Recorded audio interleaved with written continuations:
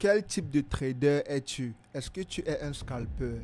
Est-ce que tu es un day trader ou alors est-ce que tu es un swing trader? Avant de continuer cette vidéo, écris en commentaire maintenant quel type de trading est-ce que tu pratiques présentement, parce que je suis certain que tu vas changer d'avis avec ce que nous allons découvrir dans cette vidéo. Je fais cette vidéo principalement parce que j'ai remarqué qu'il y a un gros problème dans le domaine du trading.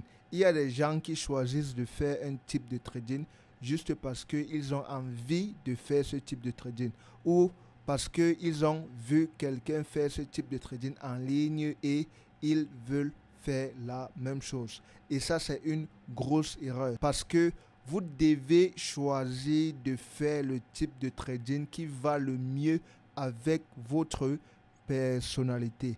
Et c'est exactement cela que nous allons découvrir dans cette vidéo. Ok, on va directement continuer avec le premier type de trading qui s'appelle le scalping. Le scalping, c'est un type de trading qui nécessite de prendre plusieurs positions dans une courte période de temps. Quel est le profil idéal pour faire du scalping? Quelle est la personnalité idéale pour faire du scalping? Premièrement, nous avons des gens qui aiment l'action, des gens qui réagissent rapidement, des gens qui sont capables de prendre des décisions sur la pression, sur du stress, des gens qui sont capables d'analyser rapidement, des gens qui sont capables d'encaisser des pertes et des gains dans une courte période de temps. Ça, c'est très important parce qu'il y a des gens qui ne sont pas capables de supporter, de gagner et après perdre de l'argent, gagner, perdre dans une courte période de temps. Des personnes calmes et logiques qui arrivent à contrôler leurs émotions. Si tu n'arrives pas à contrôler tes émotions, tu ne peux pas faire du scalping parce qu'à la moindre erreur, tes émotions vont prendre le contrôle et tu vas finir par faire des bêtises. Ceux qui font du scalping sont focalisés principalement sur l'analyse technique.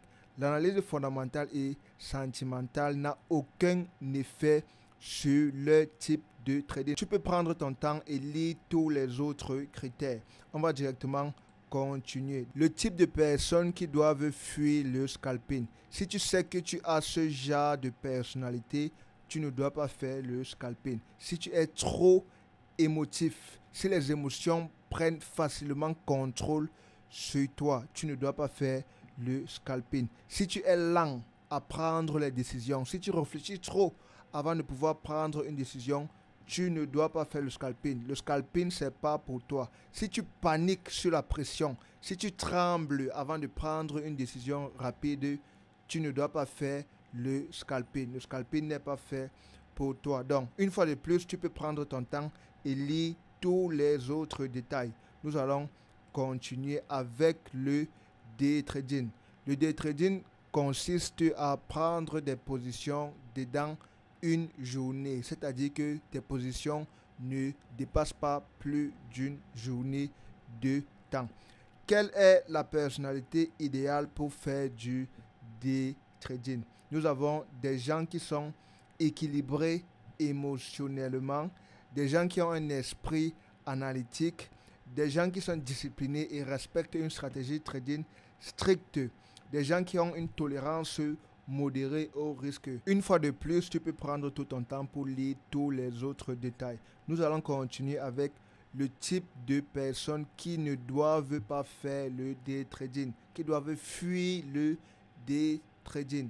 Des personnes émotives, des personnes qui tremblent dans les environnements stressants, des personnes qui prennent des décisions sur le sentiment plutôt que sur la logique. En gros, le scalping et le day trading sont très similaires. C'est juste que dans le scalping, il y a les mots extrêmes. Ok, nous allons continuer avec le swing trading. Le swing trading consiste à conserver des positions pendant une longue période de temps. Prendre des positions qui durent des jours, voire même des semaines, voire même des mois. Quel est le profil idéal pour faire du swing trading?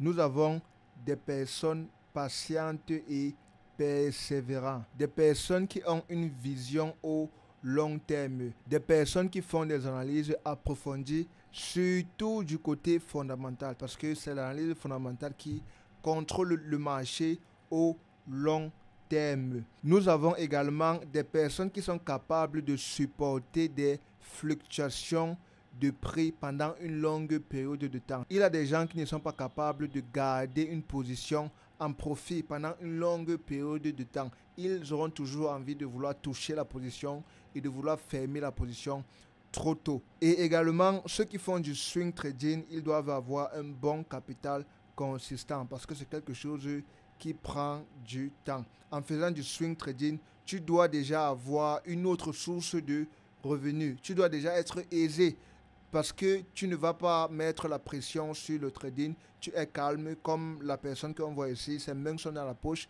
Il est calme, il fait ses analyses et il va faire autre chose pendant que sa position est en train de tourner. Maintenant, nous allons parler du type de personne qui doit éviter le swing trading à tout prix. Les personnes qui sont impatientes. Si tu n'es pas capable de tenir une position pendant une longue période de temps, le swing trading n'est pas pour toi. Clique ici pour regarder cette vidéo et apprendre ma stratégie trading complète.